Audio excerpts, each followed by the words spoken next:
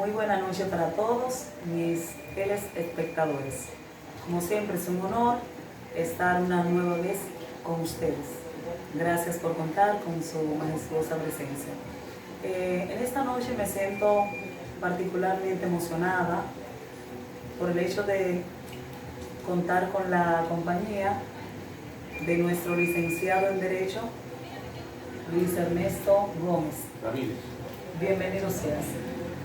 Muchas gracias, Alexandra, por la oportunidad que nos da de dirigirnos al público dominicano, especialmente a la juventud. En el día de hoy, usted me ha traído a su programa. ¿De qué usted quiere que hablemos?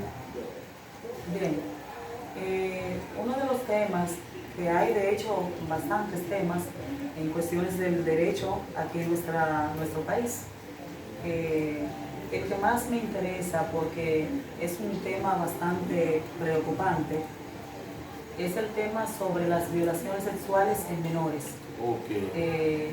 Tengo algunas preguntas para usted y sé que con toda la experiencia y la capacidad, como un excelente profesional que es el derecho, está en la calidad y capacidad de respondernos, ¿cierto? Vamos a intentarlo. Sí, claro que sí, claro que se puede, siempre. Vamos a ver cuáles son sus preguntas. Claro que sí. Me gustaría saber, por ejemplo, una primera pregunta sería, ¿cuál es la pena aplicada a los violadores de menores de edad? Bueno, para que usted me pueda entender y que la teleaudiencia esté debidamente orientada, esa sería una parte que la dejaríamos para tocarla ya al final. Usted me habla de violaciones en menores de edad, la penalidad aplicable. Este concepto de esas violaciones a las que usted se refiere, en derecho se le llama estupro. Estupro es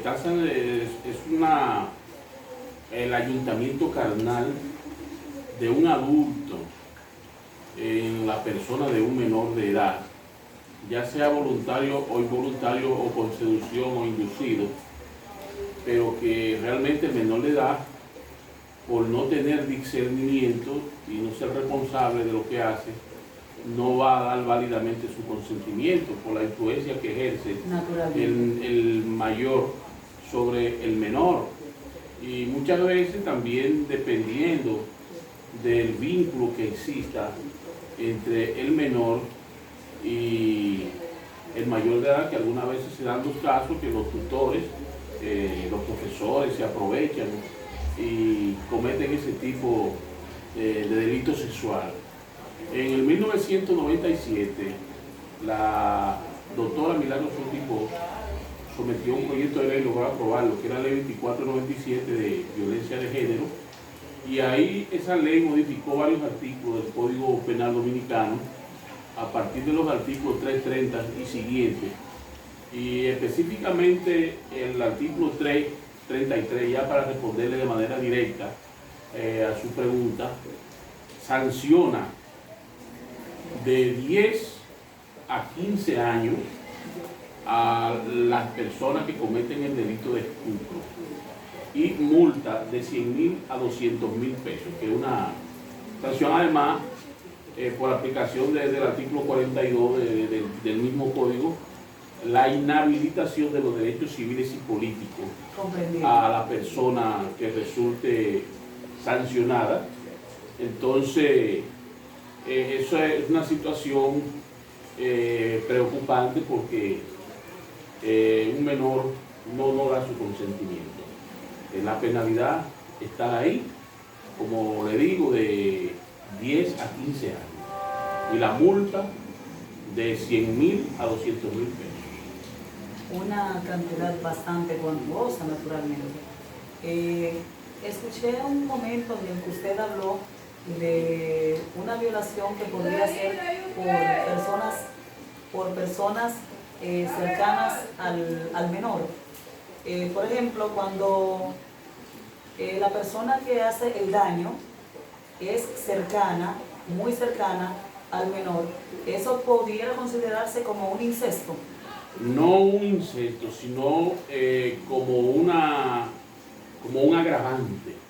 Eso le puede agravar la pena, dependiendo de la calidad, porque no es lo mismo que yo tenga aquí una joven que la estoy criando, soy su tutor, y como esté en mi casa, yo me aproveche de esa joven, de esa menor de edad, y la obligue y la seduzca para tener relaciones sexuales con ella, porque no tiene el medio de defenderse, la tengo bajo mi dominio.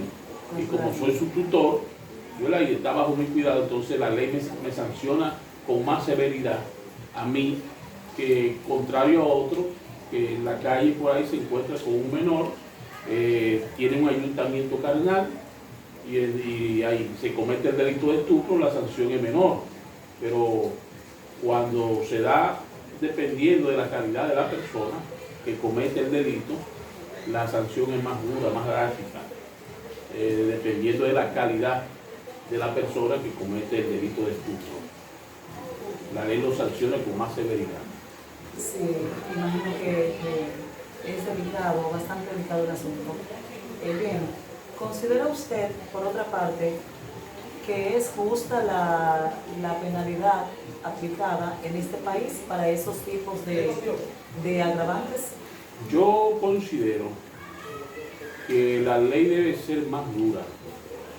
En el proyecto de reforma del Código Penal Dominicano, a los depredadores sexuales debe imponérsele una sanción mayor, porque el hombre, si no se le sanciona severamente y se le educa, no va a cambiar de rumbo. Esta sociedad necesita tener más controles y tratar de que las personas que se dedican a ese tipo de actividad reciban tratamientos psiquiátricos, psicológicos, y tengan un largo tiempo como interno en un penal, pero reeducándose para evitar que vuelvan a reincidir en ese tipo de prácticas. Yo creo que la sanción debe ser endurecida por esa razón, pero no solamente que se le sancione por sancionarse, sino que dentro de la reforma carcelaria también el legislador tome en cuenta un tratamiento psiquiátrico y terapia constante para reeducar a ese tipo de ciudadanos como una forma de regenerar su conducta. Sí, corroboro con usted, y de hecho yo pienso que de nada vale que las autoridades encarcelen a una persona que ha adoptado una conducta tan agravante como la de una violación sexual, si no toman medidas como las que usted mencionó. Por ejemplo, se supone que un presidiario, ¿verdad?, deben de facilitar un interno, que es así como se le dice, deben de facilitarle formas, maneras para que salga resocializado. ¿Esa es la palabra? Sí, nuestro sistema penal ha avanzado mucho después que el doctor Roberto Santana asumió la dirección desde el sistema carcelario. Ha mejorado mucho el sistema penal y ya los internos reciben cierta formación, pero como se recoge en una obra de derecho que se le enseña en la universidad a los estudiantes de derecho del licenciado Leoncio Ramos, nota de Derecho Penal Dominicano, hay un concepto sobre el área de penitenciaria que dice que de nada vale encerrar a un delincuente en una mazmorra si previamente no se le enmienda con la disciplina. Ese es el principio. Por esa razón, entonces, creemos que para reinsertarlo como un ente productivo a la sociedad y que salga rehabilitado, debe dársele ese tipo de servicios sociales, que el Estado contrate terapeutas y psiquiatras para reeducar y reformar la conducta de ese tipo de infractores de la ley. Es lo que entiendo yo, porque de hecho, dígame algo, los violadores sexuales de menores son personas que tienen un trastorno sexual llamado pedofilia. La pedofilia no necesariamente tiene que ver con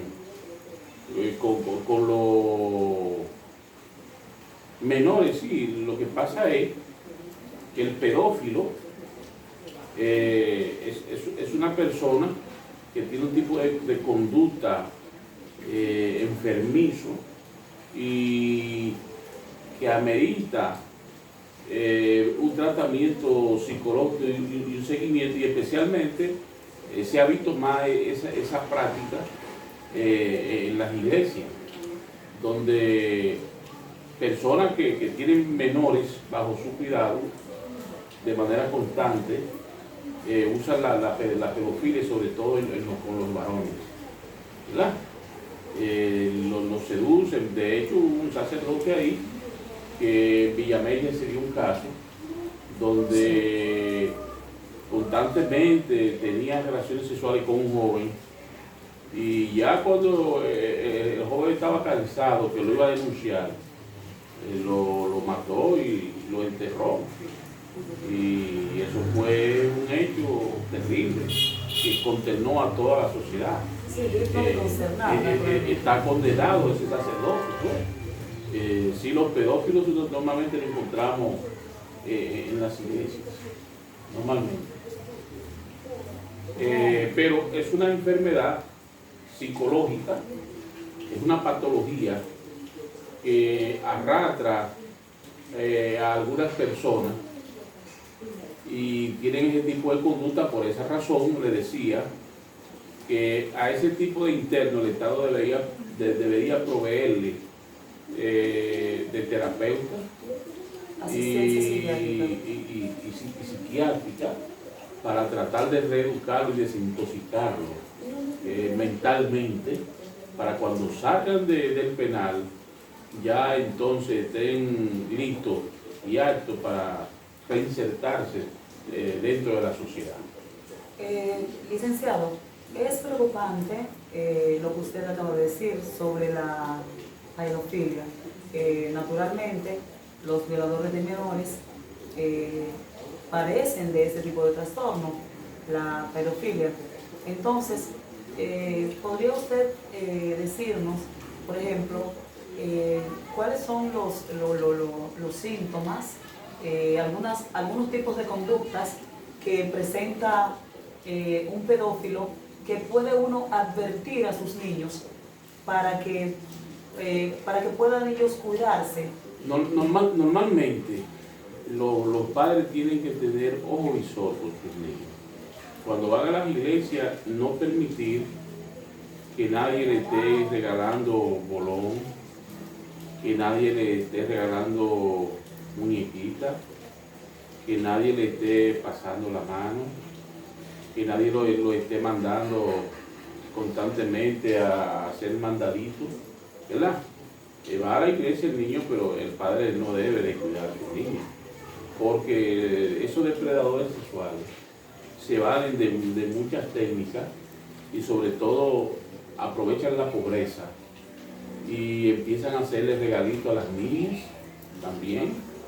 Hay padres que permitan que le den dinero, y eso que me lo regaló el sacerdote, me lo regaló el pastor. Entonces, esos son regalos envenenados. Entonces todos esos regalos le pueden hacer daño a la postre.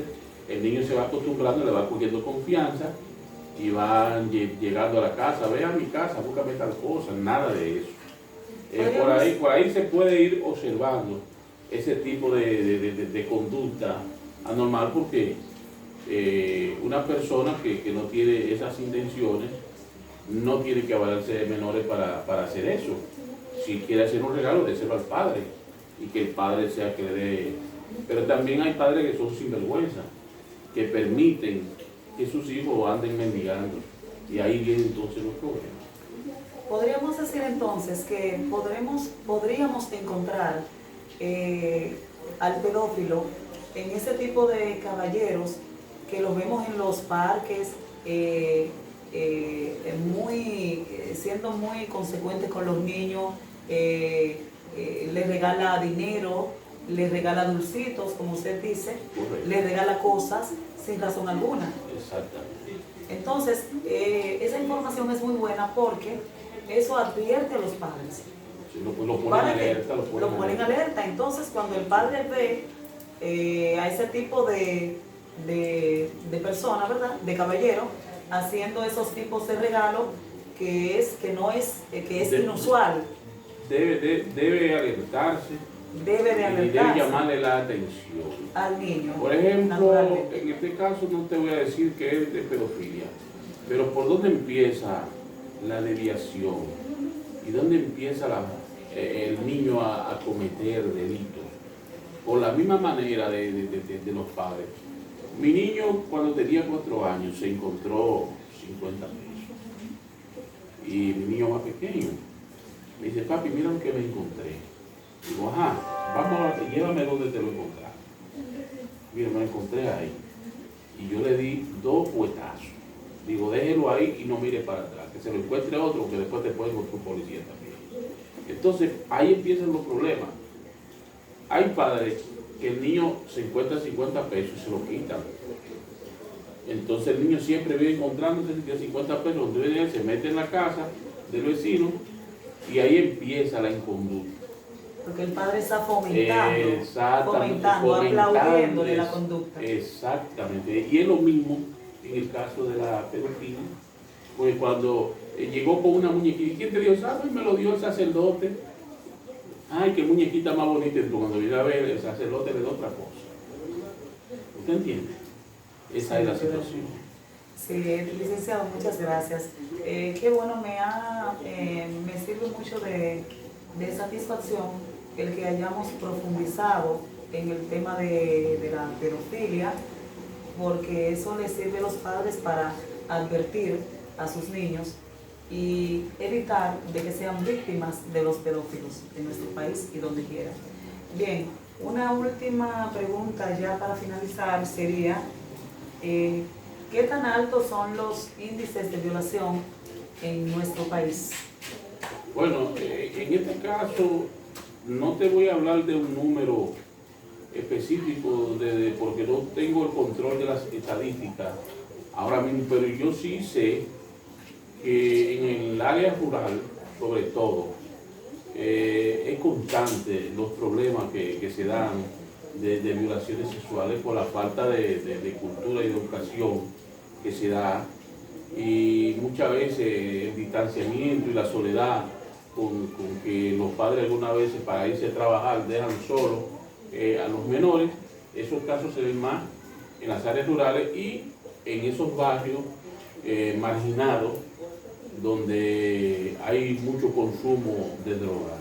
También se dan ese tipo de delitos, de estupro. Pero